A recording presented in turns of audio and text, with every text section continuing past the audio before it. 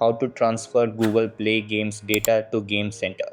Hey guys, in this video, I'll guide you through how you can transfer your game data to your Game Center so you can play the same game on a different device.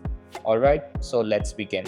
So the first thing that you want to do is check if your Play Store account is synced or not. So first of all, you just open your Play Store and after that just tap on your profile on the top right corner to see if this is synced or not. Once you do that, you are going to open the Google Play Games.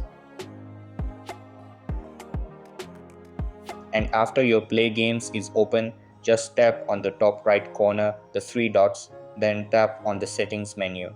And here on your settings, you will see different options like general, profile and privacy, and then clear your data. So what you want to do is under profile and privacy, you will see an option called automatically sign in to supported games. Unfortunately, the option is not available on my region. So if this is available on your region, you will find it under Profile and Privacy, automatically sign into supported games. You just want to enable it and it will automatically sync to any supported games that you log into. And doing that will automatically transfer your game data to your game center. So that's basically how you can transfer Google Play Games data to Game Center. So that's all for this video. Consider subscribing if you find it helpful, and I'll see you in the next one. Thanks.